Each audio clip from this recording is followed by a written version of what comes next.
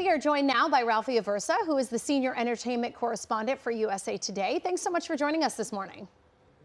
Good morning to you guys, of course. Good afternoon for me. But all good. Yeah, morning still for us, but all eyes on Madison Square Garden. It all started last night. So what do we know about who attended the rehearsal dinner, and what other details have you been able to learn?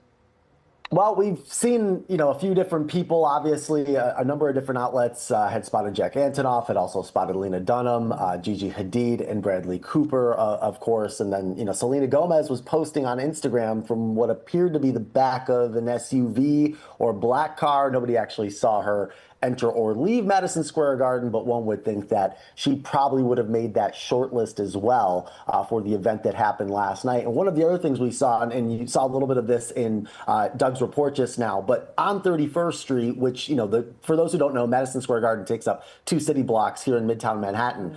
On 31st Street, they have put up these tents that these black cars can drive into, so you really can't see who's getting in and out of them. It's very difficult. Wow. Oh, well, Ralphie, we here in the newsroom have our theories. There's also a report that the couple may have already exchanged vows at a smaller, maybe more intimate ceremony in front of loved ones ahead of today's big wedding bash. So what are you hearing on that front?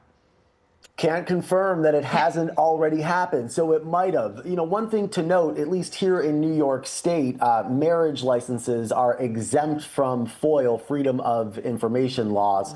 So, you can't put in a request to try to get one. But, USA Today, I know, has done a little bit of digging around as far as Nashville and some of the counties in Tennessee, and we haven't found anything there. So as far as we know, they're not married, but is it possible? I mean, again, you're talking about Taylor Swift here. I think there's a lot of things that are possible. All right, so as for tonight's big celebration, who is expected on the guest list of the 1,000? Are there any other secrets you have confirmed? And I also want to ask you this, I don't know if you know this, but I was heavily invested in this earlier in the year. Do you think that Blake Lively will be there? Oh. So I just read from a colleague of mine, apparently People's reporting that both Blake and Ryan Reynolds are not in town. So it doesn't look like they're going to be there. So let's get, I know, Christine, that was probably the most important thing. Christine, you guys wanted to know. Right? So let's just get that out of the way. Get that out of the way first. But, obviously we're expecting a number of entertainers, a number of celebrities, but also don't forget on Travis's side too, probably a number of athletes, a number of teammates from the Kansas City Chiefs and members of the coaching staff also. All right. Okay. Taylor Swift fans, they're extremely passionate. Just a little. That's an understatement, okay? This event garnering a ton of hype. So are you surprised the couple decided to have such a public event celebrating their love?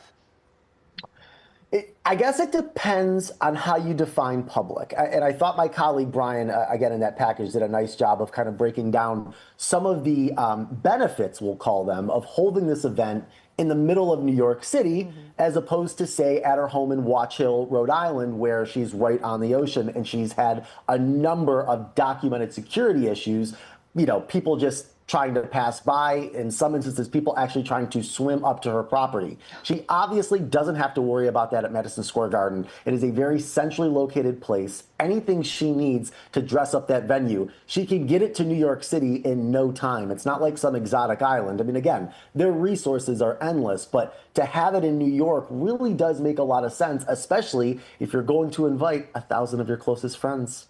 And Ralphie, real quick before you go, do you think the couple will end up releasing photos from the actual ceremony so we can see her dress and all of that? 1,000%. Yes. Yeah. Now, will they do it on their socials and or team up with an outlet like Vogue to be determined? Absolutely. We will get those photos, I think. Okay, because that's what we care about most. 100%. We want to see the dress.